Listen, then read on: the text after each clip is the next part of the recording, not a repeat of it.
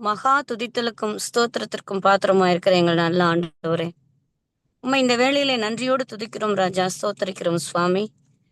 கடந்த நாட்கள் முழுவதும் தேவரீர் நீ எங்கள் எல்லாரையும் கண்மணி போல பாதுகாத்து, இந்த சாயங்கால வேளையில் ஆண்டவரே, நாங்கள் ஒருமனப்பட்டு தனித்தனி இடங்களிலே இருந்தாலும் உம்மை நோக்கி ஆண்டவரை ஒருமனதாக ஜெபிக்கிறோம் ஆண்டவரே. எங்களுடைய இந்த ஜெப விண்ணப்பங்களையும் வேண்டுதல்களையும் தேவரீர் கனிவாய் செவிசாய்க்க வேண்டுமாய் கெஞ்சி ஜெபிக்கிறோம் ஆண்டவரே. அப்பா, அந்த நாளிலும் இந்த வேளையிலும் கூட எத்தனையோ பேருக்கு இந்த நாள் ஆண்டவரே கிடைக்காமல் இருந்திருக்கலாம் சுவாமி. இந்த நேரம் ஆண்டவரே பிரயோஜனப்பட்ட நேரமாக இருந்திருக்கலாம் ஆண்டவரே. ஆனாலும் இந்த நேரத்தை நீர் எங்களுக்காக ஆயத்தப்படுத்தி உம்மை நாங்கள் வணங்கவும் சேவிக்கவும் உம்முடைய சத்திய வசனங்களை இன்னும் அதிக அதிகமாய் அறிந்து கொள்ளவும் நீங்க எங்களுக்கு இந்த நேரத்தையும் ஆண்டவரே இந்த பொழுதையும் தந்த கிருபைக்காக நன்றி செலுத்துகிறோம் தகப்பனே. இதோ இந்த கூடுகையை தாங்கி சுமந்து நடத்தி கொண்டிருக்கக்கூடிய அன்பு மகனுக்காக வருகிறோம் சுவாமி. தாசன் செய்யக்கூடிய இந்த ஊழியத்திலே பரிசுத்த ஆவியானவர் பிரசன்னம் அதிக அதிகமாக இருந்து வழிநடத்த வேண்டுமாய் கெஞ்சுகிறோம் ஆண்டவரே. அவருடைய மனைவிக்கு நீர் கொடுத்த சுகத்திற்காக ஆண்டவரே, நாங்கள் அனைவருமாக ஒன்று சேர்ந்து உமக்கு கோடி கோடியாய் நன்றிகளையும் துதிகளையும் ஸ்தோத்திரங்களும் மேலடிக்கிறோம் ஆண்டவரே. அன்பு பிள்ளைகளுக்காக இந்த வேளையில வருகிறோம் சுவாமி. பிள்ளைகளை ஆண்டவரே நீர் கனிவாய் பார்த்த ஆண்டவரே அவர்களை வழிநடத்தி வருகிறீர், அதற்காக நன்றி செலுத்துகிறோம் ஆண்டவரே. தகப்பனே, மகன் செய்யும் ஊழியத்திலே உடைய பரிசுத்த பிரசன்னம் இருக்கும்படியாகவும் ஆளுகை செய்யும்படியாகவும் கெஞ்சி செபிப்பதோடு சுவாமி, இன்னும் அநேக மக்களுக்கு சாட்சியாக விளங்கத்தக்க கிருபையை நீர் கொடுக்கும்படியாக கூட கெஞ்சுகிறோம் ஆண்டவரே. தகப்பனே, இந்த ஜெப வேலையை ஆசீர்வதியும் ஆண்டவரே. கலந்து கொண்டிருக்கக்கூடிய அத்தனை குடும்பங்களையும் பிள்ளைகளையும் ஆண்டவரே நீங்கள் ஆசீர்வதிக்கவே ஆசீர்வதிக்க வேண்டுமா கெஞ்சுகிறோம். இது எங்களுக்கு ஆண்டவரே எங்களுடைய ஜீவியத்திற்கு பிரயோஜனமான வகையிலே இருக்கத்தக்க ஒரு கிருபையை நீர் எங்களுக்கு கொடுத்து ஆசீர்வதிக்க வேண்டுமாய் எங்கள் மீட்பரும் இரட்சகரும் அருமை நாதருமாகிய இயேசு கிறிஸ்துவின் பொற்பாதம் பணிந்து இந்த எளிய ஜெபத்தை ஏறடிக்கிறோம். ஜெபம் கேளும் பரிசுத்தமுள்ள நல்ல தகப்பனே, ஆமென். நாங்களுடைய ஜெபத்தை ஏறெடுத்த சகோதரியையும் அவர் செய்கிற ஊழியங்களையும் அவருடைய குடும்பத்தினரையும் தேவன் ஆசீர்வதிப்பாராக. இந்த கூடுகையின் சார்பாக உங்களுக்கு நன்றியை தெரிவித்துக் கொள்கிறோம். இப்பொழுது நம்ம இந்த தலைப்பின் கீழே போகலாம். அதுக்கு முன்பாக ஸ்கிரீன் ஷேர் பண்ணிட்டு இந்த தலைப்பின் கீழே போகலாம். என்னுடைய ஸ்கிரீன் மட்டும் உங்களுக்கு தெரியுதா அப்படின்னு சொல்லுங்க.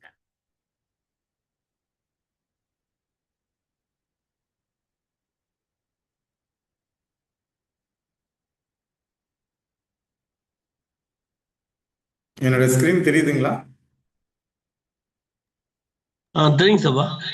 சார், சரிங்க சார். நம்ம இந்த நாள்ல பார்க்க இருக்கிற தலைப்பு வேதாகம் சொல்லும் உலகின் 4 பெரிய சாம்ராஜ்யங்கள். இந்த சாம்ராஜ்யங்கள் வந்துட்டு முடிஞ்ச சாம்ராஜ்யங்கள். அந்த சாம்ராஜ்யங்களை குறித்து தான் நம்ம பார்க்க போறோம். இந்த நாள்ல நம்ம தியானத்துக்குன்னு எடுத்திருக்கிற அதிகாரம் எது அப்படின்னா தானியேல் 7வது அதிகாரம். 7வது அதிகாரத்துல ஒரு சில வசனங்களை தான் பார்க்கிறோம். இதை வந்து 2ஆ பிரிச்சு அடுத்த வாரம் வேற சில வசனங்களை குறித்து பார்க்கலாம். இந்த நாள தானியேல்ல முதல் பார்ட் 1 நம்ம வந்து பார்க்க இருக்கிறோம். ஸோ தியானத்துக்கு எடுத்திருக்கிறது தானியேல் 7வது அதிகாரம். ஸோ நம்ம இந்த தீர்க்க தரிசனம் படிக்கிறதுக்கு முன்பாக ஒரு வசனத்தை குறித்து நம்ம பார்க்கணும். 2 பேதுரு முதல் அதிகாரம் 20வது வசனம். 2 பேதுரு முதல் அதிகாரம் 20வது வசனம். வேதத்தில் உள்ள எந்த தீர்க்க தரிசனமும் சுய தோற்றமான பொருளை உடையதா இராதென்று நீங்கள் முந்தி அறிய வேண்டியது. அப்படின்னா இந்த தீர்க்க தரிசனத்துல ஒரு விஷயத்தை குறித்து கடவுள் பேசுறாருன்னா அதை அப்படியே நம்ம எடுத்துக்க கூடாது. இப்ப குதிரை அப்படின்னா குதிரை அப்படின்னு எடுத்துக்க கூடாது. மிருகம் அப்படின்னா மிருகம்னு எடுத்துக்க கூடாது. கொம்புன்னா அதை கொம்புன்னு எடுத்துக்க கூடாது. ஸோ யுத்தம்னா அதுக்கு வேற ஒரு அர்த்தம் இருக்கும். சமுத்திரம்னா அதுக்கு வேற ஒரு அர்த்தம் இருக்கும். இந்த அர்த்தங்கள் எல்லாமே வேதாகமத்துக்குள்ளேயே இருக்கும். அதே அதிகாரத்துல இருக்கலாம், இல்ல அதே புஸ்தகத்துல இருக்கலாம், இல்ல பழைய ஏற்பாட்டுல இருக்கலாம், இல்ல புதிய ஏற்பாட்டுல இருக்கலாம். ஆக மொத்தம் நம்ம டைரக்ட் மீனிங் லிட்டரல் மீனிங் எடுத்துக்க கூடாதுங்கிறது தான் முதல். அதான் வேதத்தில் உள்ள எந்த தீர்க்க தரிசனமும் சுய தோற்றமான பொருளை உடையாதா இராது என்று நீங்கள் முந்தி அறிய வேண்டியது. இதை நம்ம முதல்ல ஃபர்ஸ்ட் இதை புரிஞ்சுக்கணும். இதை புரிஞ்சுக்கிட்டு தான் நம்ம இந்த தலைப்பின் கீழே போக முடியும். இன்னொரு வசனத்தையும் வாசிக்கலாம். அதே 2 பேதுரு 1:20. அது 1:20, 1:21. தீர்க்க தரிசனமானது ஒரு காலத்திலும் மனுஷருடைய சித்தத்தினாலே உண்டாகவில்லை.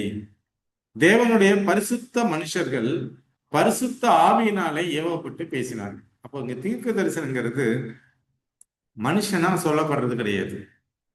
பரிசுத்தமான ஜனங்கள்கிட்ட ஆவியானவர் பேசி அவங்க என்ன பண்றாங்க, அந்த விஷயத்தை குறித்து பேசுறாங்க. இப்ப தானியேல் பேசுறாருன்னா தானியேல் தன்னுடைய சுய அறிவுனால இது பேசல, ஆவியானவருடைய இன்ஃப்ளூயன்ஸ்னால அவர் வந்து பேசுறாரு. ஆவியானவர் வந்து தானியேல் மூலமாக பேசுகிறார். அப்படிதான் நம்ம புரிஞ்சுக்கணும். இப்ப தீர்க்க தரிசனங்கிறது சுய தோற்றமான பொருள் இருக்காது. அதை நம்ம வேற ஒரு அர்த்தத்துல தான் பார்க்கணும், வேதாகமம் சொல்ற பார்வையில பார்க்கணும். ரெண்டாவது, இந்த தீர்க்க தரிசனம் எல்லாம் மனுஷங்க இல்லை, வேதாகம் முழுக்கவே ஆவியானவர் எழுதுறது. ஸோ இந்த ஒரு அடிப்படையில தான் இந்த தலைப்பின் கீழே போகணும். போறதுக்கு முன்பாக ஒரு சிறிய ஜெபம் செய்துட்டு, எங்களை அதிகமாய் நேசிக்கிற எங்கள் அன்பு ஆண்டவரே, இந்த நல்ல மாலை வேலைக்காக உமக்கு நன்றி செலுத்துகிறோம் சாமி. இந்த நாள்ல மீண்டுமாக நாங்கள் அனைவரும் ஒன்று கூடி ஆண்டவரே உமது வேதாகமத்தின் அதிசயங்களையும் ரகசியங்களையும் நாங்கள் காண வந்திருக்கிறோம். தேவன் தாமே எங்களுடைய அகக்கண்களை திறக்கும்படியாக இடத்தில் நாங்கள் கெஞ்சுகிறோம் சாமி. உமது தீர்க்க தரிசனங்களை படிக்கும் பொழுது ஆண்டவரே நாங்கள் உமது வருகை குறித்து நாங்கள் தெரிந்து கொண்டு, நாங்கள் மட்டுமல்ல எங்களை சுற்றியிருக்குள்ளே ஆயத்தப்படுத்தக்கூடிய அந்த நிலைக்குள்ள நாங்கள் கடந்து வருவதற்கு தேவன் கிருபை செய்யுங்க சாமி. ஆண்டவரே எங்களுடைய பாவங்களையும் குற்றங்களையும் குறைகளையும் தப்பிதங்களையும் மீறுதல்களையும் மன்னித்து நாங்கள் செய்கிற அந்த சிறிய ஜெபத்தை கேளுங்க. ஆவியானவருடைய பிரசன்னம் எங்களோடு இருக்கட்டும். இந்த சத்தியங்களை புரிந்து கொள்ளக்கூடிய ஞானத்தை எங்கள் ஒருவருக்கும் கொடுங்க. டெக்னிக்கல் இஷ்யூஸ் இல்லாதபடி பார்த்துக்கொள்ளுங்க.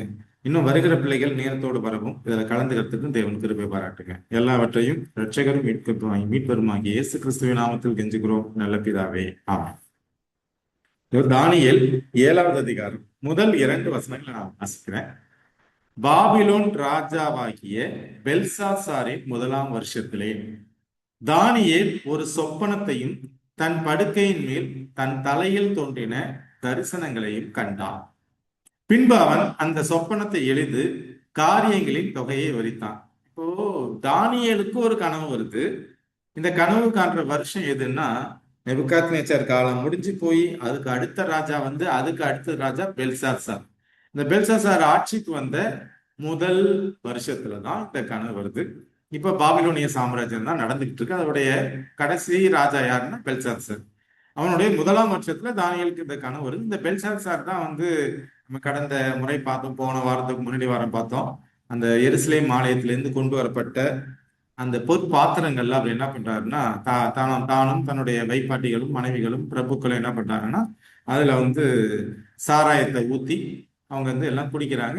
குடிச்சுக்கிட்டே தான் கல்லும் மண்ணுமான அவங்க கடவுளை பத்தி புகழ்ந்து பேசுறாங்க.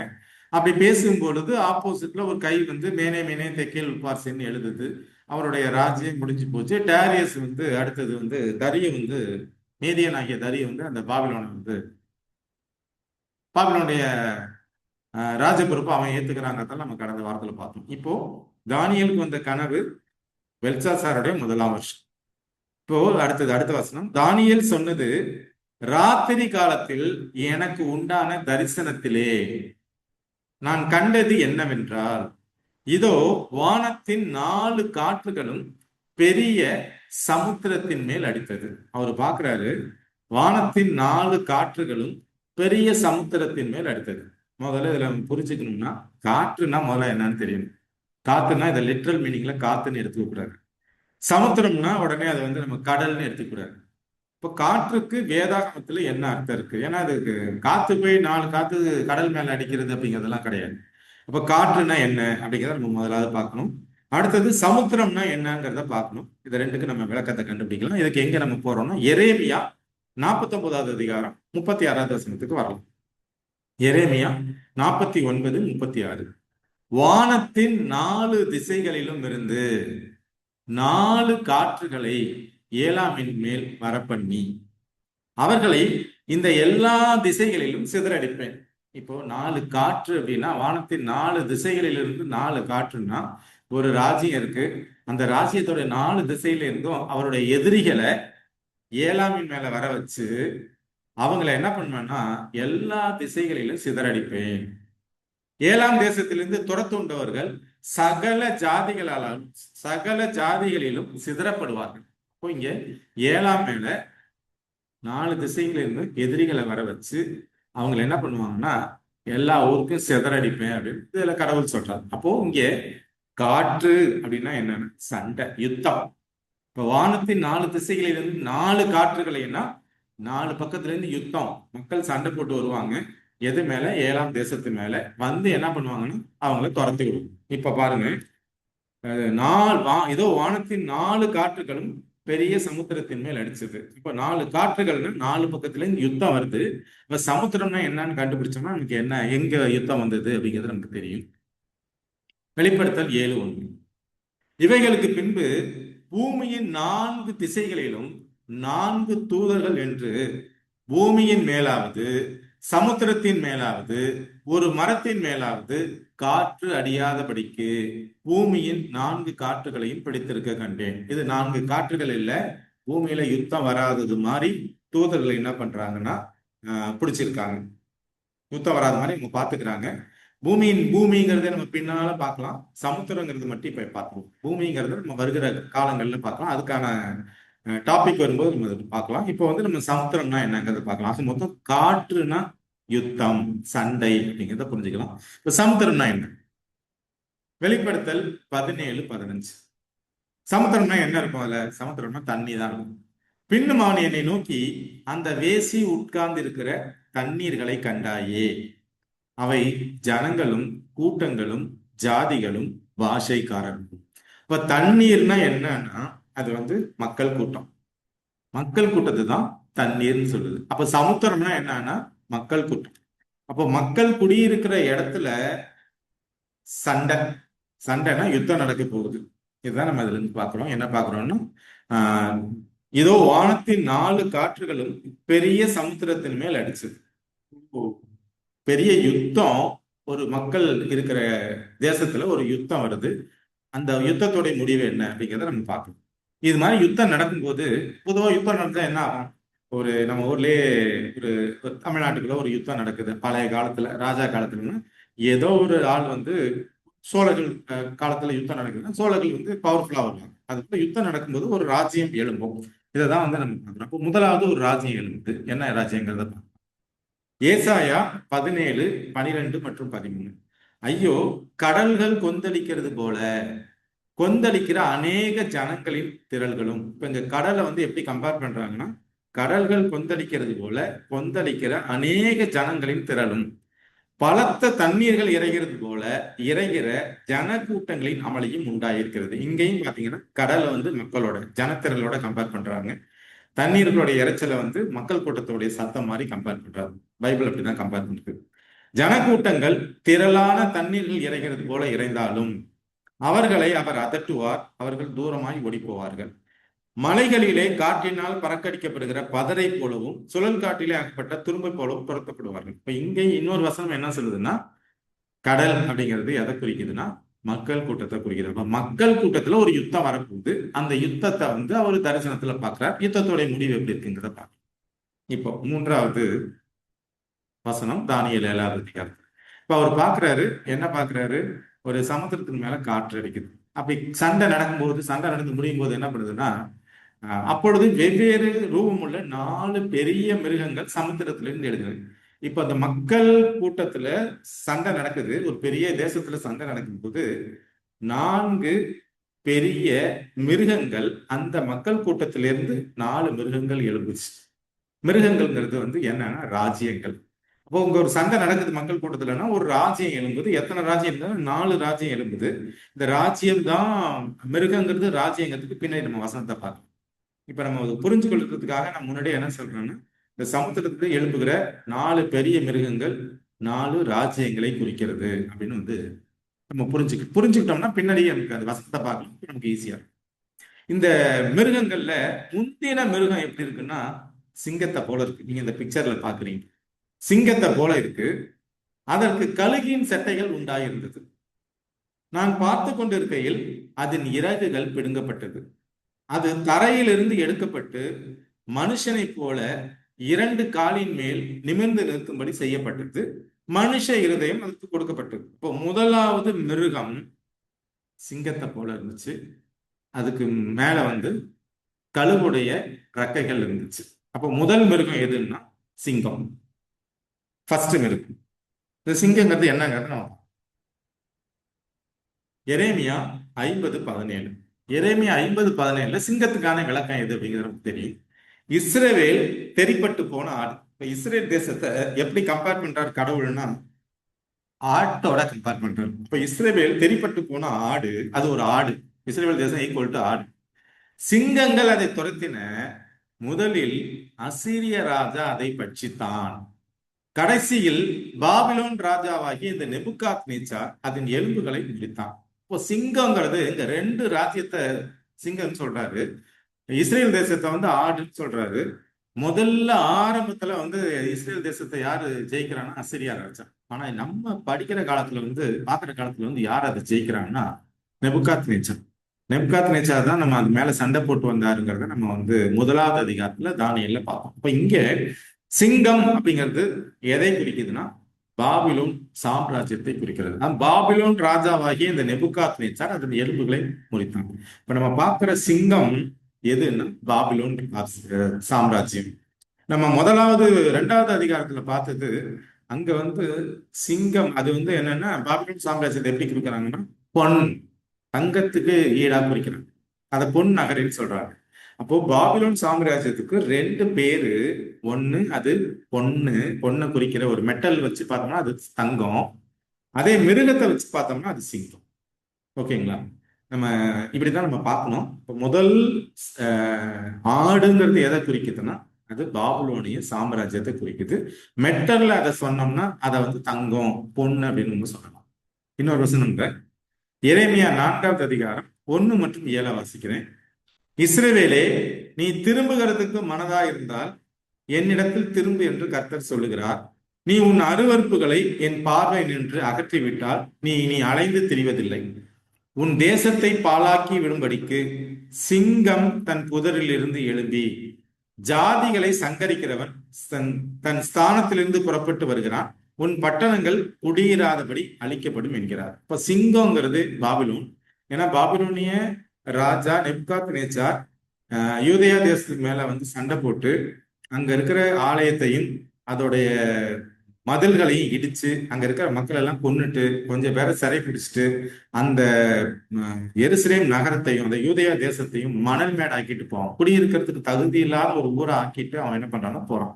இப்ப இங்க சிங்கம்ங்கிறது எதை ஏன்னா நீ ஒழுங்கா இரு, நீ ஒழுங்கா மனம் திருப்பி ஒழுங்கா இல்லைன்னா என்ன பண்ணும் பாபிலோனிய ராஜா வந்து என்ன பண்ணுவான்னா புதர்ல இருந்து எழுப்பி வர சிங்கத்தை போல வந்து உங்களை எல்லாத்தையும் உங்க பட்டணத்தெல்லாம் அழிச்சிருவோம் அப்படிங்கிறத நம்ம இதுல இருந்து புரிஞ்சுக்கணும். அப்போ முதலாவது கருத்து சிங்கம் ஈக்குவல் டு பாபிலோன் அப்படிங்கிறத நம்ம முதலாவது விஷயம். அவர் மொத்தம் 4 மிருகங்களை பார்க்கிறாரு. இப்போ முதலாவது மிருகம் எதுன்னா சிங்கம். அது எதை குறிக்குதுன்னா பாபிலோன் குறிக்குது. இன்னும் கூட அடுத்த இதுக்கு சப்போர்ட்டிவா இன்னொரு வசனத்தை கூட பார்க்கலாம்.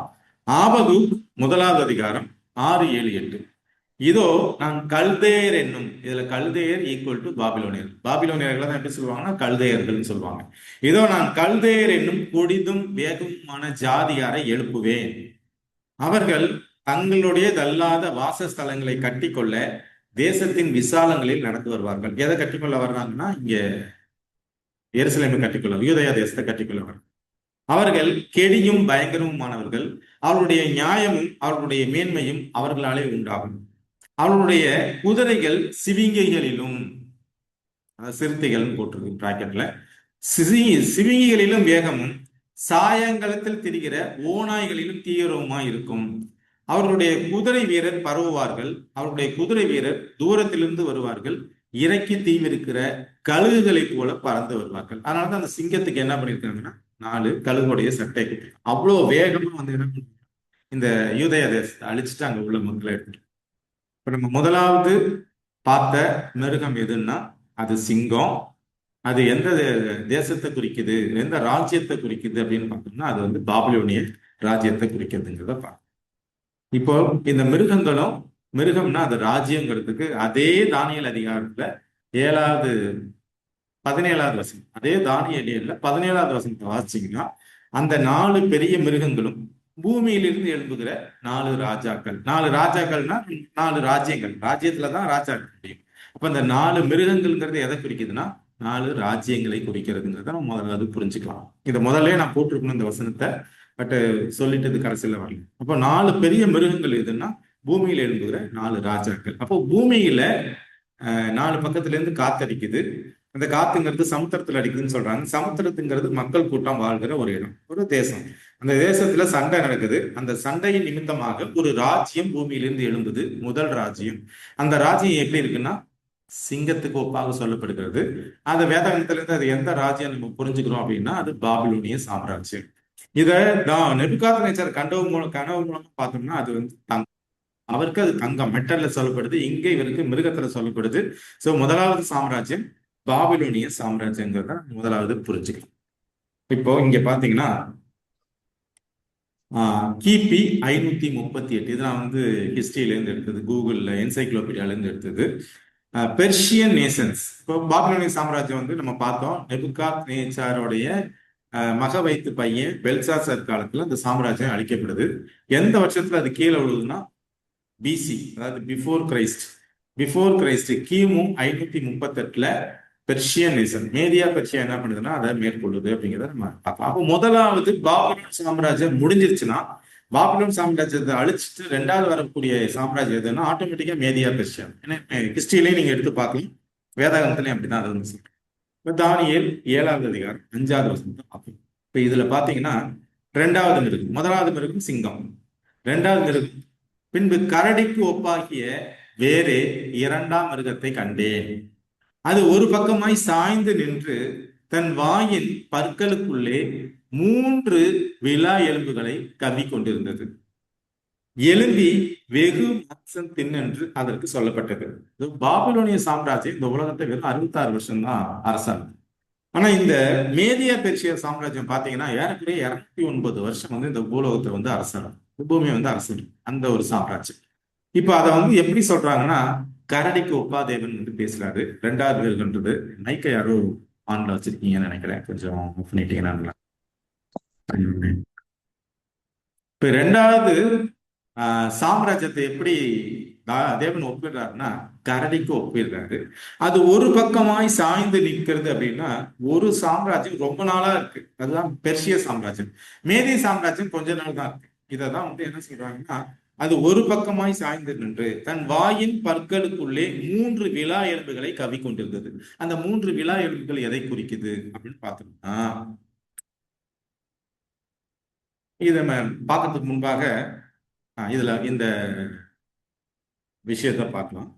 The ribs in its mouth may denote the union of Media, Persia and Chaldean. இப்போ 3 வாயில் இருக்கிற எலும்புகள் எதை குறிக்குதுன்னா பாபிலோனிய சாம்ராஜ்யம், பெர்ஷிய சாம்ராஜ்யம், மேதிய சாம்ராஜ்யம். இது 3 சேர்ந்தது தான் அந்த வாயில இருக்கிற எலும்புகளை குறிக்கிற விஷயம் அப்படிங்கிறது தான் நமக்கு இதுல இப்படிதான் அவங்க சொல்றாங்க. இப்போ இந்த வாயில இருக்கிற 3 எலும்புகள் எதுன்னா மேதியா பெர்ஷியா பிளஸ் வந்து கல்தேயாங்கிறது பாபிலோனிய சாம்ராஜ்யத்தை குறிக்கிறது. இப்ப இதுல வந்து எலும்பி வெகு மாம்சம் தின்னென்று சொல்லப்பட்டது அப்படின்னா இது என்னன்னா இவங்க வந்து எல்லாரையும் அடிச்சு கொண்டு காலி பண்ணிடுவாங்க. அந்த அளவுக்கு ரொம்ப ரஃப் அண்ட் டஃபா இருக்கிற ஒரு குரூப் இந்த பாரசீக பேரரசு. ஸோ அதனாலதான் என்ன சொல்லுதுன்னா வெகு மாம்சம் தின்னென்று அதுக்கு சொல்லப்பட்டது அப்படின்னு வேதாகம் சொல்லுது. இப்ப 2வது சாம்ராஜ்யம் எது வந்து பாபிலோனை அடிக்குது அப்படின்னு பார்த்தோம்னா அது வந்து மேதியா பெர்ஷியா.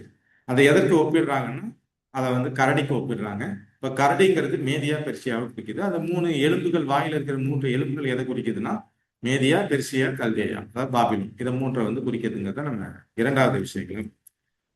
இப்ப அடுத்தது 3வது சாம்ராஜ்யம்.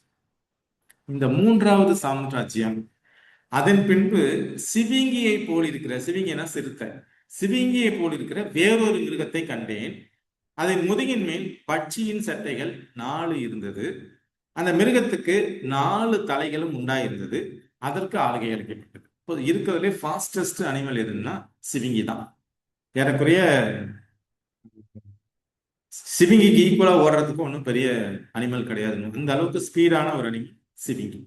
இப்போ அந்த சிவிங்கி மேல 4 ரெக்கையை வச்சிட்டோம்னா இன்னும் எப்படி இருக்கும், இன்னும் பயங்கர ஃபாஸ்டா இருக்கும். ஸோ அதனாலதான் 4 ரெக்கை.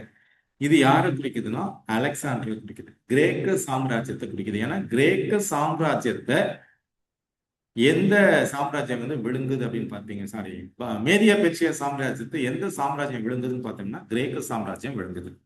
இப்போ கிரேக்க சாம்ராஜ்யத்துடைய ராஜா அலெக்சாண்டர் தன்னுடைய அப்பாவாகிய பிலிப்பை இந்த பாரசீக பேரரசை சேர்ந்த ஆட்கள் இரவு நேரத்துல ஒரு பார்ட்டியில இருக்கும்போது கட்டாரியை வச்சு கட்டாரிய முதுகுல எரிஞ்சு அவரை கொலை பண்ணிடுறாங்க. அப்போ ஆட்சிக்கு வந்து யார் வர்றாருன்னா அலெக்சாண்டர் வர்றாரு. அவர் வரும்போது ஏற்கனவே அவருக்கு 20 வயசு அப்படின்னு சொல்றாங்க. 20 வயசுல ஆட்சி பொறுப்பெடுத்து எடுத்ததுக்கு அப்புறம் அவர் என்ன பண்றாருன்னா, அவர் வந்து மக்கதோனியாங்கிற பகுதியில தான் அவங்க இருக்கிறாங்க. அவருக்கு ஒரு ஒரு ப்ராப்பரான ஆர்மி கூட கிடையாது. இது மாதிரி காட்டு பிராணிகள் மாதிரி தான். ஒரு ட்ரைபல்ஸ் வச்சு தான் ஒரு ஆர்மி வச்சிருப்பாரு. ரொம்ப ரஃப்பான பீப்புள். அவரை ஒரு ஆர்மியா ஒரு ஃபார்ம் பண்ணி அவர் வந்து என்ன பண்றாருன்னா, இந்த மேதியா பெர்ஷியா சாம்ராஜ்யத்தை அழிச்சிட்டு கிரேக்க சாம்ராஜ்யத்தை நிறுவுறாரு. அவர் பாத்தீங்கன்னா ரொம்ப அவருடைய ஆசை என்னன்னா, இந்த டோட்டல் உலகத்தையே பிடிக்கணுன்றது தான் அவருடைய ஆசை. இந்தியா வரைக்கும் வந்தாரு, இங்க புருஷோத்தமங்கிற ராஜா வரைக்கும் இங்க வந்தாரு அப்படிங்கிறத நம்ம எல்லாம் ஹிஸ்டரியில படிக்கணும். ஸோ டோட்டல் உலகத்தையும் பிடிக்கணுங்கிறதுக்காக ஸ்பீடா அடிச்சுக்கிட்டே வர்றாரு. இதுதான் வந்து சிறுத்தையுடைய வேலை. அதன் பின்பு சிறுவிங்கியை போல இருக்கிற வேறொரு மிருகம், அதன் முதுகின் மேல் பச்சையின் சட்டைகள் 4 இருக்குன்னா அதோட ஸ்பீடை குறிக்குது. அந்த மிருகத்துக்கு 4 தலைகள் இருக்குங்கிறது எதை குறிக்குது அப்படின்னா, இந்த அலெக்சாண்டர் கிரேட் மகா அலெக்சாண்டர் என்ன பண்றாருன்னா, ஒரு நோய் வந்து அவர் இறந்துடுறாரு. ஒரு சிலர் அது மலேரியா நோய்னு சொல்றாங்க, ஒரு சிலர் வேற நோய்னு சொல்றாங்க. அவர் இறந்துடுறாரு. அவர் இறந்துட்டா என்ன சொல்லுவாருன்னா, அவரே நான் வந்து சம்பாரிச்ச பொண்ணு பொருள் எல்லாம் என்னுடைய இந்த கேபின் தூக்கிட்டு போறாங்க பாருங்க, முன்னாடி இறச்சிருங்க. அந்த கேபின்ல ஓட்ட போட்டு என்னுடைய கை ரெண்டையும் வெளியே விடுங்க அப்படிலாம் அவர் சொல்லுவாருன்னு நம்ம ஹிஸ்டரியில பாக்குறோம். அப்படின்னா இந்த அலெக்சாண்டர் வந்து உலகத்தை ஆளணும் தான், ஆனா போகும்போது வெறுங்கையா தான் போறான். என்னுடைய சவப்பெட்டி யார் தூக்கணும்னா உலகின் தலை சிறந்த, என்னுடைய சாம்ராஜ்யத்தில் உள்ள தலை சிறந்த மருத்துவர்கள் தான் தூக்கணும் அப்படின்னு சொல்லுவோம். அப்படின்னா உலக தலை சிறந்த மருத்துவர்களாலையும் காப்பாற்ற முடியல, போகும்போது வெறுங்கையா தான் போறேன் அப்படிங்கிற மாதிரியான சிம்பாலிக்கா சொல்றதுக்காக தான் அவன் வந்து அலெக்சாண்டர் சொல்லுவான். இப்ப அலெக்சாண்டர் இறந்ததுக்கு அப்புறம் அவனுடைய சாம்ராஜ்யம் அவனுடைய 4 தளபதிகளால பிரிச்சுக்கப்படும். 4 தளபதிகள் என்ன பண்ணுவாங்கன்னா ஒவ்வொரு பார்ட்டியும் பிரிச்சுப்பாங்க. அப்ப அதுதான் குறிக்கிறது என்னன்னா, அந்த மிருகத்துக்கு 4 தலைகள் உண்டாயிருந்தது அப்படின்னா, அலெக்சாண்டருக்கு பிற்பாடு அவன் ஒரு 10 வருஷம் தான் ரூல் பண்றான். அவனுக்கு அதுக்கு பிற்பாடு அவனுடைய சாம்ராஜ்யம் என்ன பண்ணுதுன்னா, அவனுடைய தளபதிகள் 4 பேரால பிரிக்கப்படுகிறதுங்கிறத இதுல இருந்து புரிஞ்சுக்கணும். இப்ப முதலாவது பார்த்தது சிங்கம் ஈக்குவல் டு பாபிலோன், இரண்டாவது பார்த்தது கரடி மேதியா பெர்ஷியா, மூன்றாவது பார்க்கறது கிரேக்கம். அது எதுக்குன்னா சிவிங்கியை குறிக்கிற விஷயம் தான், சிறுத்தையை குறிக்கிறது அப்படிங்கிறத புரிஞ்சுக்கலாம். The 4 wings denoting the rapidity of its conquest under Alexander. So அவருடைய அந்த ஃபாஸ்ட்னஸை குறிக்குது. அந்த 4 ஹெட் எதை குறிக்குதுன்னா, அவருடைய கண்ட்ரி வந்து 4ஆ டிவைட் ஆகுது அவருடைய இறப்புக்கு அப்புறங்கிறத நம்ம வந்து இதுல இருந்து புரிஞ்சுக்கலாம். அந்த 4 தலை என்ன. ஸோ எப்போ வந்து அவர் ஜெயிக்கிறாருன்னு பார்த்தீங்கன்னா, கிமு 331 இந்த மெக்கதோனியா தான் மேசிடோன் போட்டிருக்காங்க. மெக்கதோனியா வந்து அலெக்சாண்டர் கிரேட்டோடைய கண்ட்ரி. அந்த அலெக்சாண்டர் த கிரேட் வந்து மெக்கதோனியாவோட ராஜா. இங்க பெர்ஷியன் ராஜா யாருன்னா கிங் டேரியஸ் 3. இவங்க 2 பேருக்கும் ஒரு இடத்துல சண்டை நடக்குது. இந்த சண்டையில யார் தோத்துடுறான்னா மேதியா பெர்ஷியாவுடைய ராஜா தோத்துடுறாரு. தோத்ததுக்கு அப்புறம் இந்த டோட்டல் மேதியா பெர்ஷியாவும் யாருடைய கண்ட்ரோலுக்கு வந்துடுதுன்னா அலெக்சாண்டருடைய கண்ட்ரோல் கொடுத்து. இந்த சண்டை நடந்த இடம் எங்கன்னு பாத்தீங்கன்னா அர்பேலா யுத்தம். மேல பாத்தீங்கன்னா அந்த ஹெட்டிங்ல அர்பேலா யுத்தம். அர்பேலாங்கிற இடத்துல நடக்கிற சண்டையில கிரேக்கம் மேதியா பெர்ஷியாவை காலி பண்ணிட்டு அது ஆட்சிக்கு வருது. அதான் 3வது மிருகம். அதுதான் சிவிங்கி ஈக்குவல் டு சிறுத்தைங்கிறத நம்ம பார்க்கலாம். இப்ப இந்த கிரேக் டைனாஸ்டிக் இது என்ன, கிரேக்க சாம்ராஜ்யம் அவருடைய இறப்பு எப்ப அவர் இறக்குறாரு பாத்தீங்கன்னா, அலெக்சாண்டர் ஜூன் 10, 323 அவர் இறக்குறாரு. இறந்ததுக்கு அப்புறம் அவர் எப்போ அவர் ஆட்சிக்கு வர்றாரு அப்படிங்கிறத நம்ம முன்னால பார்த்தோம். எப்போ ஆட்சிக்கு வர்றாருன்னு பார்த்தீங்கன்னா, ஏறக்குறைய 331 ஆட்சிக்கு வர்றாரு. 31 ஆட்சிக்கு வந்துட்டு 23 ஏறக்குறைய 11-12 வருஷம் தான் அவர் வந்து ஆட்சியில் இருக்கிறாரு. ஸோ அவருடைய அந்த சாம்ராஜ்யத்தை 4 பேர் பிரிச்சுக்கிறாங்க. முதல் ஆளு தலாமி, 2வது அவருடைய தளபதி பேர் லிசிமேக்கஸ், 3வது தளபதி பேர் கெசாண்டர், 4வது தளபதி பேர் செலுக்கஸ். இந்த 4 பேரும் கிரேக்க சாம்ராஜ்யத்தை 4ஆ பிரிச்சிடுறாங்க. முதலாவது சாம்ராஜ்யம் பாபிலோன், தங்கம் சிங்கம். 2வது சாம்ராஜ்யம் மேதியா பெர்ஷியா, வெள்ளி கரடி. 3வது சாம்ராஜ்யம் வெண்கலம் ஈக்குவல் டு சிவிங்கி அதாவது சிறுத்தை. இது எதை குறிக்குதுன்னா கிரேக்க சாம்ராஜ்யத்தை குறிக்கிறது. இப்போ 3 மிருகங்களை குறித்து நம்ம இது வரைக்கும் பார்த்திருக்கோம். அடுத்தது 4வது மிருகம். இந்த 4வது மிருகம், இந்த கிரேக்க சாம்ராஜ்யம் டோட்டலும் கொஞ்சம் கொஞ்சமா அழிக்கப்படுது. கடைசியா எப்போ கிரேக்க சாம்ராஜ்யம் விழுதுன்னா பிட்னா, நீங்க இந்த மேல பாத்தீங்கன்னா விக்டரியா பிட்னா இன் 168 பிசி. கிமு 168ல ரோம சாம்ராஜ்யத்திட்ட இந்த கிரேக்க டோட்டல் சாம்ராஜ்யம் விழுந்து போகுது. இது இந்த ஃபுல்லா படிக்கணுன்றது கிடையாது, இது பெரிய டாபிக், இது பெரிய விஷயம். இப்ப 168 கிமுல பிட்னாங்கிற ஒரு இடத்துல நடக்கிற சண்டையில கிரேக்க சாம்ராஜ்யம் யாருக்கிட்ட விழுந்து போகுது அப்படின்னா ரோம சாம்ராஜ்யத்தை விழுந்து போகுது. நம்ம அதுல பார்த்தோம், என்ன பார்த்தோம் அப்படின்னா 4வது மெட்டல் இரும்புங்கிறது எதை குறிக்குதுன்னா ரோம குறிக்கிறதுங்கிறத பார்த்தோம். இப்போ தானியேல் 7:7. அதற்கு பின்பு ரா தரிசனங்களிலே 4ஆம் மிருகத்தை கண்டேன். அது கெடியும் பயங்கரம் மகா பலத்துமா இருந்தது. அதற்கு பெரிய இரும்பு பற்கள் இருந்தது.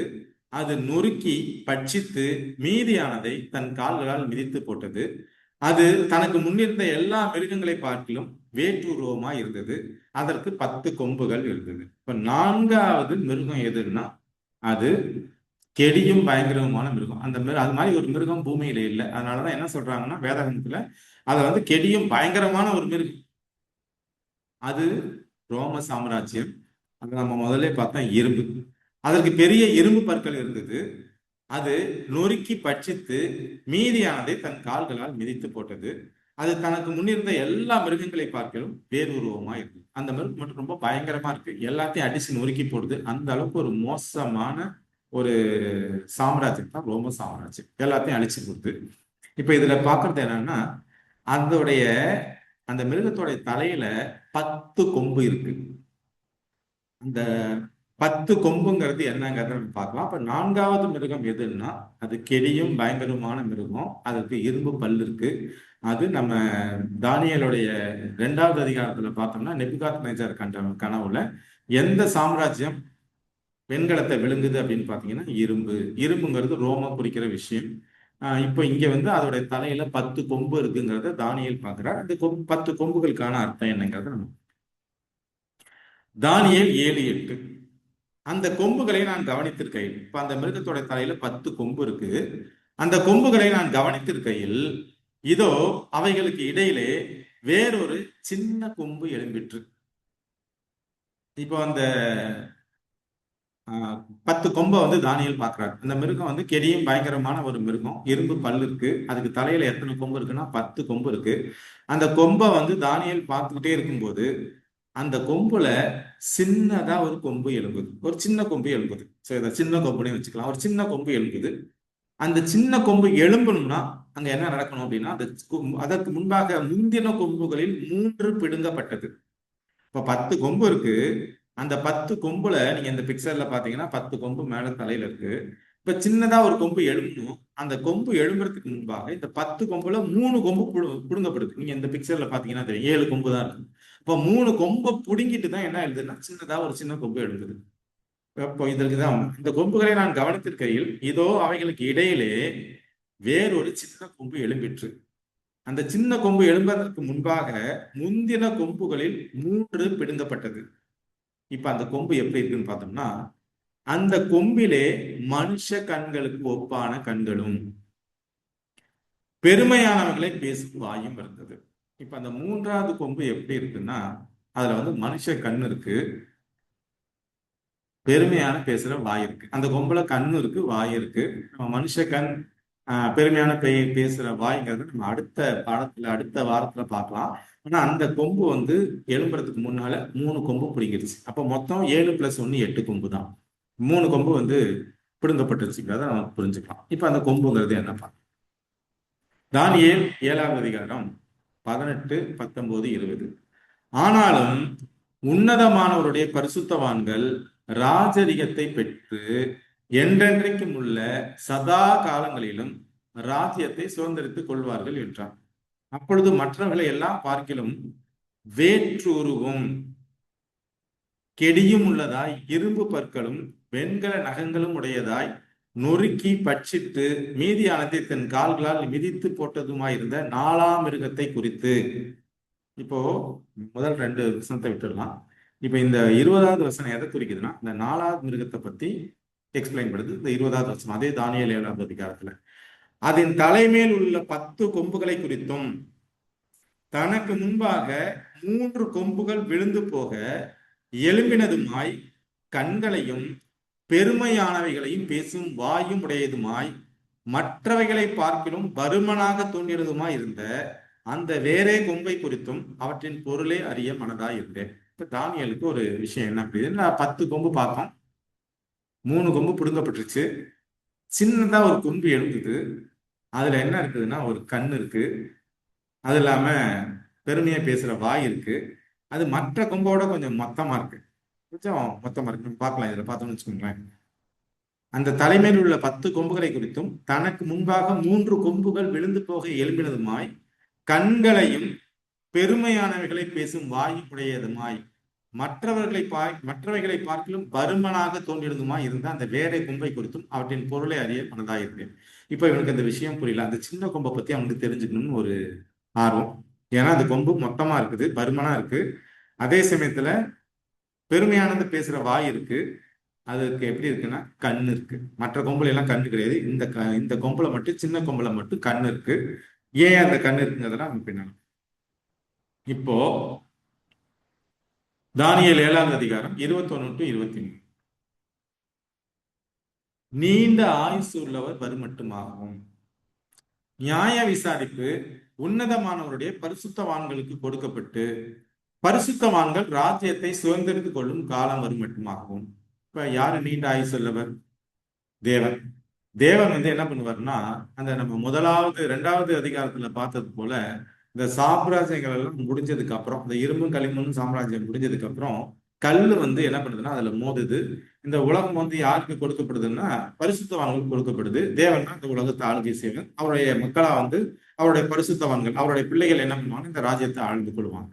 ஆனா இந்த ராஜ்யத்தை ஆண்டு கொள்ளுகிற, அதாவது 2ஆம் வருகை நமக்கு இந்த ராஜ்யத்தை கொடுக்கிற இந்த காலம் வரைக்கும் இந்த சின்ன கொம்பு என்ன பண்ணும்னா, இந்த கொம்பு பரிசுத்தவான்களுடைய யுத்தம் பண்ணி அவர்களை மேற்கொண்டது என்று கண்டேன். இப்ப சின்ன கொம்பை பத்தி தெரிஞ்சுக்கணும்னு ஒரு ஆர்வம் யாருக்கு? தானியேலுக்கு வந்துருச்சு. ஆனா இங்க எப்படி சொல்றாங்கன்னா, அந்த சின்ன கொம்பு தேவன் இந்த உலகத்தை ஆளுகை செய்யற. இப்ப இந்த உலகத்தின் அதிபதி யாருன்னா சாத்தான். இப்ப தேவன் இந்த சாம்ராஜ்யங்கள்லாம் முடிஞ்சதுக்கு அப்புறம் அவருடைய சாம்ராஜ்யம் இந்த உலகத்துல ஸ்தாபிக்கப்படும். இப்பதான் புதிய வானம் புதிய பூமி எல்லாம் நம்ம பாக்குறோம். அப்போ இந்த பூமி யாருக்கு திரும்ப கொடுக்கப்படும்னா, ஆதாமியவாழ்கிட்ட இருந்து கொடுக்கப்பட்ட அந்த தேசத்தை தேவன் என்ன பண்ணுவார்னா தன்னுடைய பிள்ளைகளுக்கு கொடுப்பார், அதாவது பரிசுத்தவான்களுக்கு கொடுப்பார். இந்த கொடுக்கறதுக்கு இந்த இடைப்பட்ட காலத்துல இந்த சின்ன கொம்பு என்ன பண்ணுமா, தேவனுடைய ஜனங்களோட யுத்தம் பண்ணும். இந்த சின்ன கொம்பு யுத்தம் பண்ணும். அவன் சொன்னது 4ஆம் மிருகம் பூமியிலே உண்டாகும் 4ஆம் ராஜ்யமாம். நம்ம பார்த்தோம் முதல்ல 4 ராஜாக்கள்னு பார்த்தோம். ராஜாக்கள்னு அது ராஜ்யம்னு சொன்னோம். இப்ப இந்த வசனத்துல என்ன சொல்றாருன்னா, 4ஆம் மிருகம் பூமியிலே உண்டும் 4ஆம் ராஜ்யம். அது எல்லா ராஜ்யங்களை பார்க்கிலும் வேறா இருந்தது. பூமியை எல்லாம் பட்சித்து அதை மிதித்து அதை நொறுக்கி போடும். இப்ப 4வது சாம்ராஜ்யம் என்ன பண்ணுதுன்னா ரோம சாம்ராஜ்யம். அதுதான் இந்த உலகத்தை ரொம்ப வருஷம் ஆளுகை செஞ்சது. மற்றதெல்லாம் வெறும் பாபிலோன் 66, மேதியா பெர்ஷியா 209, அந்த கிரேக்கு பாத்தீங்கன்னா 231 அவ்வளவுதான் வரும். ஆனா இந்த சாம்ராஜ்யம் பாத்தீங்கன்னா கிமு 168ல இருந்து ஏறக்குறைய அதோட இன்ஃபுளுயன்ஸ் இன்னைக்கு வரைக்கும் இருக்கு. அதோட இன்ஃபுளுயன்ஸ் இன்னைக்கு வரைக்கும் இருக்கு. பட் ரோம ராஜ்யம் கீழே விழுந்தது ஏறக்குறைய 457 அந்த காலகட்டத்துல விழுந்துருச்சு. ஏறக்குறைய அதுல ஒரு 500 வருஷம், இதுல ஒரு 650 வருஷம் இந்த உலகத்தை அந்த சாம்ராஜ்யம் தான் ஆண்டிருக்கு. நம்ம இன்றைக்கு அதோட இன்ஃபுளுயன்ஸை பார்க்குறோம். நம்ம ஃபர்ஸ்ட் ஸ்டாண்டர்ட், செகண்ட் ஸ்டாண்டர்ட்னு போடுறோம் பாருங்க, எல்லாமே ரோம லெட்டர்ஸ் தான், லெட்டின் லெட்டர்ஸ் தான். அதே சமயத்துல நம்மளோட வாட்சில் கூட பாத்தீங்கன்னா அந்த மாதிரி தான் இருக்கும். ஸோ நிறைய இடத்துல அதோட இன்ஃபுளுயன்ஸை இன்றைக்கு நம்ம பார்க்கலாங்கிறத நம்ம புரிஞ்சுக்கணும். அப்போ 4வது ராஜ்யம் என்னன்னா அதுதான் இரும்பு சாம்ராஜ்யம். அது ரோம். அதுல 10 கொம்பு இருக்கு, 3 கொம்பு பிடுங்கப்படுது. அந்த சின்ன கொம்பு இருக்கு, அந்த சின்ன கொம்பு பருமனா இருக்கு. அதுல கண் இருக்கு, வாய் இருக்கு அப்படிங்கிறத புரிஞ்சுக்கணும். இப்போ இதே அதிக விஷயத்த வெளிப்படுத்தல் 13வது அதிகாரம் பேசுது 5-6 வசனத்துல. பெருமையானவைகளையும் தூஷணங்களையும் பேசும் வாய் அதற்கு கொடுக்கப்பட்டிருக்கு. அல்லாமலும் 42 மாதம் யுத்தம் பண்ண அதுக்கு அதிகாரம் கொடுக்கப்பட்டது. இதை நம்ம பின்னால வருகிற வெளிப்படுத்தல பார்க்கலாம். அப்ப அதோடைய இங்கேயும் என்ன சொல்றாங்கன்னா, அந்த மிருகம் எப்படி இருக்கு, அந்த சின்ன கொம்பு எப்படி இருக்குன்னா, பெருமையானவர்களை பேசும், தூஷணங்களை பேசும் வாய். தூஷணம்னா யார பேசும்னா தேவனை எதிர்த்து நிற்கும். இந்த சின்ன கொம்பு என்ன பண்ணும்னா தேவனை எதிர்த்து நிற்கும். அதான் பெருமையானவர்களையும் தூஷணங்களையும் பேசும் வாய் அதற்கு கொடுக்கப்பட்டது. அது தேவனை தூஷிக்கும்படி தன் வாயை திறந்து அவருடைய நாமத்தையும் அவருடைய வாசஸ்தலத்தையும் பரலோகத்தில் வாசமா இருக்கிறவர்களையும் தூஷித்தது. இந்த சின்ன கொம்பு கிட்ட இருக்கிற அந்த பெருமையான வாயை யூஸ் பண்ணி என்ன பண்ணுதுன்னா அது தேவனை தூஷிக்குது, அவருடைய நாமத்தை தூஷிக்குது, அவருடைய வாசஸ்தலத்தை தூசிக்குது, பரலோகத்துல இருக்கிறவங்க எல்லாரையும் தூசிக்குது. சோ அந்த அளவுக்கு அது தேவ தூஷணம் பண்ணது எதுன்னா சின்ன கொம்பு. அதான் பெருமையானவர்களை பேசுற வாய். அது கொடுக்கப்பட்ட கண்ணு என்ன பண்ணணும்னா, அந்த கண்ணு எதை குறிக்குது, ஏன் கண்ணை பத்தி கடவுள் பேசுறாருன்னா, வேதகத்தை வேற ஒரு மனுஷனுடைய பார்வைக்கு கொண்டு போயிடும். பைபிள் சொல்ற மாதிரி பண்ணாது, அதோடைய அறிவை யூஸ் பண்ணி. ஏன்னா நம்ம ஞான திருஷ்டிக்காரர்கள்னு பார்ப்போம், அதை அடுத்த வாரத்துல பார்க்கணும். சின்ன ஒரு குழு மட்டும். அப்ப அது கண்ணு எதை குறிக்குதுன்னா மனுஷ அறிவை வச்சு கடவுளை புரிஞ்சுக்காத அளவுக்கு பண்ணும். இதுதான் அதுக்கு அந்த கண்ணு குறித்த விஷயம். வாய் எதுக்கு பெருமையான வாசம்னா தேவனை தூஷணம் பண்ணும், தன்னை உயர்த்தி பேசும், தேவனை மட்டும் தட்டும். இதுதான் அது சின்ன கொம்பு பண்ற வேலை. மூன்றாவது அது பருமன் அப்படின்னு. ஏன் அது பருமன் அப்படின்னு சொல்றாங்கன்னா, பண விஷயத்துல பொருளாதாரத்துல அதை அடிச்சுக்க முடியாது. அந்த ராஜ்யம் இவ்வளவு பெரிய ராஜ்யம் இது, அதுகிட்ட இல்லாத பணமே கிடையாது. இது மூணு தான் அந்த பணம், பருமன். கண்ணுங்கிறது மனுஷ ஞானம், கடவுளுடைய ஞானம், மனுஷ புத்தியை யூஸ் பண்ணும், மக்கள்கிட்ட கொண்டு போகும். அதை வச்சு அதை என்ன பண்ணணும்னா எல்லாத்தையும் வேதாகமத்தை மாத்தி சொல்லும். மூணாவது அதுக்கு இருக்கிற அந்த வாய், பெருமையானவர்களை பேசும் வாயினா தேவனை தூஷிக்கும், தான் தேவன் அது சொல்லும். அதை தன்னை அது தேவனா சொல்லும், தன்னை எல்லாம் வணங்குறது மாதிரி சொல்லும். அது யாருங்கிறத பின்னால பார்க்கலாம். ஏன்னா ஒரு சிலர் இந்த கூடுகையில இருக்கீங்க, அவங்க எப்படி இதை புரிஞ்சுக்கிறீங்கன்னு தெரியல. சொல்றது வெறும் பைபிளை வச்சுதான் பேசணும் அப்படிங்கிறத நம்ம இதுல பார்த்துக்கலாம். இப்ப நம்ம சிலையின் உறுப்பு தலை. நம்ம தானியேல் 2வது அதிகாரத்தை வச்சு பார்த்தோம்னா அது பொண்ணு. தானியேல் 7வது அதிகாரத்தை பார்த்தோம்னா அது சிங்கம். அது எந்த சாம்ராஜ்யத்தை குறிக்குதுன்னா அது பாபிலோன் சாம்ராஜ்யத்தை குறிக்குது. 2வது மார்பும் புயமும். அது எதை குறிக்குது? வெள்ளி, மெட்டல் வெள்ளி. இங்க இதுல மிருகத்தை பார்த்தீங்கன்னா கரடி. அது எந்த சாம்ராஜ்யத்துனா மேதியா பெர்ஷியா. 3வது வயிறும் தொடையும் வெண்கலம். அது எதை குறிக்குது? சிவிங்கி. அந்த சிவிங்கி தான் நம்ம பார்த்தோம், அது ஸ்பீடு, அதுல இருக்கிற அந்த ரெக்கை இன்னும் அதிக ஸ்பீடா போகுன்றதை பார்த்தோம். அலெக்சாண்டர் அவருடைய சாம்ராஜ்யம் 4 பேரால பிரிக்கப்படுது. தலாமி, லிசிமேக்கஸ், கெசாண்டர், செலுக்கஸ்ங்கிற 4 பேர் தளபதியில சாம்ராஜ்யத்தை பிரிச்சுக்கிறாங்க. இது என்ன சாம்ராஜ்யத்தை குறிக்குதுன்னா கிரேக்கத்தை குறிக்குது. 4வது கால். அது எதை குறிக்குதுன்னா இரும்பு. மிருகத்துல பாத்தீங்கன்னா கெடியும் பயங்கரமான மிருகம். அதை பத்தி நம்ம பேச முடியறது இல்லை. அந்த அளவுக்கு எந்த மிருகமும் இந்த பூமியில அது மாதிரி இல்லை. அது மாதிரியான ஒரு விஷயத்தை குறிச்சு பேசுது. அடுத்தது அது எந்த சாம்ராஜ்யத்தை குறிச்சு பேசுதுன்னா ரோம். அடுத்தது பாதம், இரும்பு பிளஸ் களிமண். இங்க பார்த்தோம் 10 கொம்பு பிளஸ் சின்ன கொம்பு. 10 கொம்புல 3 கொம்பு பிடிக்கிட்டு சின்ன கொம்பு வருது. இந்த கொம்புங்கிறது 10. அந்த இரும்பும் களிமண்ங்கிறது எதுன்னு பார்த்தோம்னா, இரும்புங்கிறது ரோம், களிமண்ங்கிறது நாம தான், கிறிஸ்தவர்கள் தான். அப்போ ரோம கிறிஸ்தவர்கள், ரோம் பிளஸ் கிறிஸ்தவர்கள் தான் ரோம கிறிஸ்தவர்கள். களிமண்ங்கிறது என்னன்னா 2ஆம் வருகை குறித்து. கல்லுங்கிறது எதுன்னா 2ஆம் வருகை குறித்து பேசுற விஷயத்த இப்போ தானியேல் திரும்ப 7வது அதிகாரத்துக்கு வரலாம்.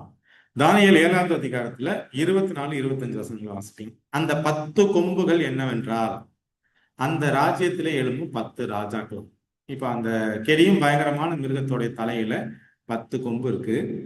அந்த 10 கொம்புல 3 கொம்பை பிடிங்கிட்டு தான் ஒரு சின்ன கொம்பு முளைக்குது. இப்ப அந்த 10 கொம்புகளுக்கு என்னங்கிறதுக்கு விளக்கம் இந்த அதிகாரத்திலே வருது. அந்த 10 கொம்புகள் என்னவென்றால் அந்த ராஜ்யத்திலே எழும்பும் 10 ராஜாக்கள். இப்ப ரோம ராஜ்யம் 10ஆ பிரிக்கப்படுது. நம்ம அங்க பார்த்தோம் பாருங்க, அந்த இரும்பு சாம்ராஜ்யம் இரும்பும் களிமண்ணுமா, அந்த கால் விரல் 10ம் இரும்பு களிமண்ணுமா பிரிகிறது போல, இங்க அந்த 10 கொம்புகளை எப்படி சொல்றாங்கன்னா, அந்த 10 கொம்புகள் அந்த ராஜ்யத்திலே 10 ராஜாக்கள். அப்ப அந்த 10 ராஜாக்கள்ல 3 ராஜாக்கள் பிடுங்கப்படுவார்கள். 3 ராஜ்யம் பிடுங்கப்படும். அந்த 3 ராஜ்யத்தை பிடுங்கிட்டு யார் எழுதுவாங்கன்னா சின்ன கொம்பு எழுதும். அந்த 10 கொம்புகள் என்னவென்றால் அந்த ராஜ்யத்துல எழுதும் 10 ராஜாக்களாம் அவர்களுக்கு பின்பு வேறொருவன் எழும்புவான். அவன் தான் அந்த சின்ன கொம்பு. அவன் முந்தினவர்களை பார்க்கிறோம் வேறாயிருந்து 3 ராஜாக்களை தாழ்த்தி போட்டு உன்னதமானவருக்கு விரோதமான வார்த்தைகளை பேசி உன்னதமானவருடைய பரிசுத்தவான்களை ஒடுக்கி காலங்களையும் பிரமாணங்களையும் மாற்ற நினைப்பான். அவர்கள் ஒரு காலமும் காலங்களும் மறைக்காலமும் செல்லும் மட்டும் அவன் கையில் ஒப்புக் கொடுக்கப்படுவார்கள். வருகிற வாரங்கள்ல பார்க்கலாம். இப்ப இந்த 10 கொம்பு என்னன்னா, அந்த 10 கொம்புங்கிறது 10 ராஜா. அந்த 10 ராஜால 3 ராஜாக்களை தாழ்த்தி பொருட்டு ஒரு சின்ன கொம்பு எழும்புவார்த்தது நம்ம இதுல இருந்து. அந்த 10 ராஜ்யங்கள் எது? ஒரு ராஜ்யம் பேரு அலமென்னி, இன்னொரு ராஜ்யம் பேரு பிராங்கு, 3வது ராஜ்யம் பேரு பர்கண்டியன்ஸ், 4வது வேண்டல்ஸ், 5வது சூவி, 6வது விசிகாஸ், 7வது ஆங்கிலோ சாக்சன், 8 ஆஸ்ட்ரோகாஸ், 9 லொம்பார்ட்ஸ், 10வது ஹிருலி. இப்ப இந்த ரோம சாம்ராஜ்யத்துல 10 ட்ரைபல் பீப்புள் சண்டை போட்டு இந்த சாம்ராஜ்யத்தை 10ஆ பிரிச்சிருக்கு. இதுதான் இந்த 10 சாம்ராஜ்யங்கள். இப்போ டோட்டல் யூரோப்பையும் 10 ட்ரைபல் ரோம் தான் ஆளுகை செய்து ரோம்ல இருந்து 10 ட்ரைபல்ஸ் சண்டை போட்டு இதை 10ஆ உடைச்சிருப்பாங்க. இது எந்தமா உடைஞ்சு எத்தனை சாம்ராஜ்யம் கீழே போகுதுங்கிறத பார்த்தோம்னா, மேல அலமென்னிங்கிறது எதை குறிக்குதுன்னா ஜெர்மனியை குறிக்குது. இப்ப இருக்கிற ஜெர்மனியுடைய அந்த காலத்துல இருந்த பேர் என்னன்னா அலமென்னி. 2வது இப்ப இருக்கிற பிரான்ஸ். இப்ப இருக்க பிரான்ஸ் அந்த காலத்துல பிராங்க். 3வது பர்கண்டியன்கிறது இப்ப இருக்கிற சுவிட்சர்லாந்து. 4வது சூயிங்கிறது இப்போ இருக்கிற போர்ச்சுகல். ஆங்கிலோ சாக்சன்ங்கிறது இப்ப இருக்கிற இங்கிலாந்து. விசிகாஸ்ங்கிறது இப்ப இருக்கிற ஸ்பெயின். லொம்பார்டுங்கிறது இப்ப இருக்கிற இட்டாலி. இப்ப இவங்க எல்லாம் எதுல இருந்து உடைச்சுக்கிட்டு வர்றாங்கன்னா இந்த 10 கொம்புல இந்த 7 கொம்பும் இன்னைக்கும் இருக்கு. இப்ப கீழே விழுந்த 3 கொம்பு எதுன்னு பாத்தீங்கன்னா ஹிருலி, வேண்டல்ஸ், ஆஸ்ட்ரோகன்ஸ். இந்த 3 சாம்ராஜ்யங்களும் அழிக்கப்பட்டு இந்த 3 சாம்ராஜ்யங்கள் இருந்த இடத்துலதான் யார் எழும்புறாங்கன்னா சின்ன கொம்பு எழும்புதுங்கிறத நம்ம புரிஞ்சுக்கலாம். இப்ப இந்த 7 ட்ரைபல்ஸ்லயும் தான் இன்னைக்கு இருக்கிற டோட்டல் யூரோப்பில் இருக்கிற அத்தனை தேசங்களும் உருவாகிருக்கு. அப்போ அந்த காலத்துல இருக்கிறது நம்ம சொல்றது இப்போ கிமு 5ஆம் நூற்றாண்டு, சாரி கிமு 15ஆம் நூற்றாண்டு, சாரி கிமு 5ஆம் நூற்றாண்டு தான். கிமு 5ஆம் நூற்றாண்டுல தான் இந்த 7 ராஜ்யங்கள் தான் இருந்திருக்கு. இந்த 7 ராஜ்யங்கள் கொஞ்சம் கொஞ்சமா உடஞ்சுதான் இன்னைக்கு இருக்கிற மற்ற தேசங்கள்லாம் யூரோப்ல இருக்கிற தேசங்கள்லாம் உருவாக்கிட்டு புரிஞ்சுக்கலாம். ஆனா 3 தேசங்கள் அழிஞ்சு போனது எதுன்னா கிருலி, வேண்டல்ஸ், ஆஸ்ட்ரோகன்ஸ். இப்ப இதை நீங்க இந்த டாபிக்கை விட்டுட்டு நீங்க கூகுள்ல போய் சர்ச் பண்ணி பார்த்தீங்கனாலே இது எல்லாமே இதெல்லாம் எடுத்தது நான் கூகுள்ல இருந்து தான் எடுத்ததுங்க. இப்போ நீங்க கூகுள்ல போய் சர்ச் பண்ணீங்கனாலே இந்த தேசங்கள் பேர்லாம் வரும். எந்தெந்த தேசங்கள் கீழே விழுந்து போனது, கிருலி, வேண்டல்ஸ், ஆசி எல்லாமே கூகுள்ல இருக்கு. நீங்க அதுல இருந்து போய் பார்த்து என்ன பண்ணணும், இதை கண்டுபிடிச்சுக்கலாம். இப்ப எப்போ ஒவ்வொரு தேசமும் விழுது, அந்த அந்த இவங்க என்ன பண்றாங்கன்னா இந்த 7 பேரு ரோம சாம்ராஜ்யம் ரொம்ப பெரிய சாம்ராஜ்யமா இருக்கு. அந்த சாம்ராஜ்யத்தை அப்போ இருந்த கடைசி ராஜாவால் ஆளுகை செய்ய முடியல. அங்கங்க கிளர்ச்சியாளர்கள் எழுப்புறாங்க. ஒரு கிளர்ச்சியாளர்கள் பேர் தான் வேண்டல்ஸ், இன்னொரு கிளர்ச்சியாளர்கள் ஹிருலி, இன்னொரு ஆஸ்ட்ரோகாட்ஸ், விசிகாட்ஸ், பிராங்க், அலமெனி, இது மாதிரி அங்கங்க எழுப்புறாங்க. இவரால் சண்டை போட முடியல. இவரால் சண்டை போட முடியாதப்ப என்ன பண்றாருன்னா, அப்ப இருக்கிற ரோம பிஷப் கிட்ட போயிட்டு பிரச்சனையை சொல்றாரு. ரோம பிஷப் என்ன பண்றாருன்னா இந்த 10 பேரையும் கூப்பிட்டு பேசுறாரு. அதாவது அரசியலால இவங்களை ஜெயிக்க முடியல. மத தலைவர் ரோம பிஷப் இருக்கார். ரோம பிஷப்பால என்ன பண்ண இது பண்ண முடியுது. இப்போ ராஜா போயிட்டு ரோம பிஷப் கிட்ட விஷயத்த சொல்றாரு. ரோம பிஷப் 10 தலைவர்களையும் கூப்பிட்டு பேசுறாரு. இந்த 10 குரூப்போடைய தலைவர்களையும் கூப்பிட்டு பேசுறாரு. இதுல 7 தலைவர்கள் என்ன பண்றாங்கன்னா ரோம பிஷப் சொல்றதை கேட்கிறாங்க. 3 தலைவர்கள் கேட்கல. இந்த 7 தலைவர்கள் வச்சு இந்த 3 பேரை காலி பண்றாங்க. இதை கிருலி எப்போ காலி பண்றாங்கன்னா 493 கிபி 493. வேண்டல்ஸ் எப்ப காலி பண்றாங்கன்னா கிபி 533. ஆஸ்ட்ரோகாட்ஸை எப்ப காலி பண்றாங்கன்னா கிபி 538. இந்த கிங்டம் எல்லாம் 476ல இருந்து 476 வரைக்கும் இறங்குற ரோம் தான் டோட்டலா ஆளுகை செய்யுது. 476க்கு அப்புறம் இது 10ஆ டிவைட் ஆகுது. எப்போ 476ல இருந்து 493 வரைக்கும். 493ல விஷயத்த சொல்லி ஒவ்வொரு குரூப்பா காலி பண்றாங்க. அப்ப 3 சாம்ராஜ்யங்களும் தாழ்த்தப்பட்டு கிபி 538ல சின்ன கொம்பு எழும்புது. சின்ன கொம்பு எழும்புகிற வருடம் என்னன்னா 538. இதை வருகிற வாரங்களை நம்ம பார்க்கலாம். ஸோ இது எப்போ இந்த கிங்டம் பிரிக்கப்படுது, எப்போ விழுகிறது அப்படிங்கிறதெல்லாம் நம்ம பின்னால டீட்டெயில்டாக பார்க்கலாம். இப்போ நம்ம இந்த டாபிக்ல பார்த்தது முதலாவது அவர் காண்கிற கனவுல 4 சாம்ராஜ்யம், மிருகங்கள் காத்துல, அதாவது சமுத்திரத்திலிருந்து எழும்பதை பார்க்குறாரு. சமுத்திரம்னா என்னன்னா அது ஜனக்கூட்டம், காற்றுன்னா அது யுத்தம். இங்க முதல் சாம்ராஜ்யம் எதை குறிக்குதுன்னா சிங்கத்தை குறிக்குது, அது பாபிலோனிய சாம்ராஜ்யம். ரெண்டாவது மிருகம் எதுன்னா அது கரடி, அது மேதியா பெர்ஷியா. மூணாவது மிருகம் எதுன்னா அது சிவிங்கி, அது கிரேக்கம். நாலாவது சாம்ராஜ்யம் எதுன்னா அது கெடியும் பயங்கரமான மிருகம், அது ரோம சாம்ராஜ்யத்தை குறிக்குது. இந்த ரோம சாம்ராஜ்யத்தோட அந்த மிருகத்தோட தலையில 10 கொம்புங்கிறது அது 10ஆ டிவைட் ஆகுது. அதுல மூன்றை தாழ்த்திட்டு சின்ன கொம்பு வருது. அந்த 3 சாம்ராஜ்யங்கள் வேண்டல்ஸ், கிருளி, ஆஸ்ட்ரகாஸ். இந்த 3 சாம்ராஜ்யங்கள் தாழ்த்திட்டு சின்ன கொம்பு வருது. சின்ன கொம்பு எப்போ போஸ்டிங்க்கு வருதுன்னா கிபி 538. இந்த 538க்கு அப்புறம் என்ன அது பண்ணும் அப்படிங்கிறத நம்ம வருகிற வாரங்கள்ல பார்க்கலாம். ஸோ இது வரைக்கும் இங்க ஏதாவது டவுட் இருந்தா நம்ம டிஸ்கஸ் பண்ணலாம். இந்த வாய்ப்பை கொடுத்த தேவனுக்கும் சபையோருக்கும் என்னுடைய நன்றியை தெரிவித்துக் கொள்கிறேன். ஆமென். சுத்தமும் கிருபை அருமையான கர்த்தாவே, இந்த இரவேளைக்காக உம்மை துதிக்கிறோம், ஸ்தோத்திரிக்கிறோம் சுவாமி. ஆண்டவரே, இப்பொழுது கூட கர்த்தாவே, நீங்கள் சகோதரர் மூலமாக எங்களோடு கூட வேதத்தின் மறைபொருள்களை நாங்கள் ஆராய்ந்து பார்க்கும்படியாக தேவன் கொடுத்த கிருபைகளுக்காக நன்றி செலுத்துகிறோம் சுவாமி. ஆண்டவரே அப்பா, அந்த தானியேலின் புஸ்தகத்தை உம்முடைய தீர்க்க தரிசன வார்த்தைகளை ஆண்டவரே அறிந்து கொள்ளக்கூடிய ஞானத்தை பரிசுத்த ஆவியானவர் தாமே எங்களுக்கு தர வேண்டுமா ஜெபிக்கிற சுவாமி. இதில் உள்ள எல்லா மறைபொருளையும் நாங்கள் புரிந்து கொள்ள வேண்டும் சுவாமி. ஆண்டவரே, சகோதரன் ஆண்டவரே எங்களுக்கு விலைக்கு சொல்லும் பொழுது ஆண்டவரே, நாங்கள் அதை சரியாக தெரிந்து கொள்வதற்கு உம்முடைய பரிசுத்த ஞானத்தினால் எங்களை நிரப்புவீராக சுவாமி. ஆண்டவரே கர்த்தாவே, இவைகளை அனைத்தையும் நாங்கள் தெரிந்து கொண்டு சுவாமி, உம்முடைய வருகைக்கு எங்களை நாங்கள் ஆயத்தப்படுத்திக் கொள்வதற்கு தேவன் கிருபை செய்வீராக ஆண்டவரே. ஆண்டவரே, இதோ இந்த சத்தியத்தை எங்களுக்கு விலைக்கு கூட சொல்லக்கூடிய அருமை சகோதரன் உடைய கரத்தில் நாங்கள் தாழ்த்தி ஒப்பு கொடுக்கிறோம். கர்த்தர் அவரை ஆசீர்வதிப்பீராக, அவருடைய ஊழியங்களை ஆசீர்வதிப்பீராக, அவருடைய குடும்பத்தார் ஒவ்வொருவரையும் தேவன் ஆசீர்வதிக்க முடியாது ஜெபிக்கிறேன். ஆண்டு இன்னுமா அதிகமான பேருக்கு ஆண்டவர் அவர் பிரயோஜனம் உள்ளவராக அவரை நீர் பயன்படுத்த வேண்டுமா ஜெபிக்கிறேன். அருமையான சகோதரி உடைய கரத்தில் ஒப்புடுறேன். கர்த்தர் நீர் சுகத்தை கொடுத்து நீ அவரை பாதுகாத்து நீ வழிநடத்தி வருவதற்காக நன்றி செலுத்துகிறேன். விரைவில் பரிபூர்ண குணமடைந்து உமக்கு சாட்சியாய் சகோதரியை நிறுத்த போகிறீர், அதற்காக நன்றி செலுத்துகிறோம் சுவாமி. இது கூடுகையில் கலந்து கொண்ட ஒவ்வொரு சகோதரியும் கரத்தில் நான் தாழ்த்தி ஒப்பு கொடுக்கிறேன். ஆண்டவரே அப்பா, உமக்கு பிரியமான ஒரு வாழ்க்கை நாங்கள் வாழ தேவன் கிருபை செய்வீராக. உம்முடைய சத்தியத்தை அனைத்தையும் கர்த்தாவை நாங்கள் தெரிந்து கொள்ளவும் ஆண்டவரே, இப்போ சகோதரன் சொன்னதோடு விட்டு விடாதபடி நாங்களும் வேதத்தை வாசித்து ஆண்டவரே அதை ஆராய்ந்து பார்த்து கர்த்தாவை நாங்கள் புரிந்து கொள்ள தேவன் எங்களுக்கு கிருபை பாராட்டும். மீண்டுமாக இப்படி ஒரு கூடுகையை நாங்கள் கலந்து கொள்ளும் வரை தேவனுடைய பிரசன்னம், உம்முடைய தெய்வீக அன்பு எங்களை ஒவ்வொருவரையும் இணைத்துக் கொள்ளும்படியா ஜெபிக்கிறேன் சுவாமி. நீர் எங்களை ஆசீர்வதிங்க, வழிநடத்துங்க. இயேசுவின் நாமத்தில் ஜெபிக்கின்றோம் நல்ல பிதாவே, ஆமென்.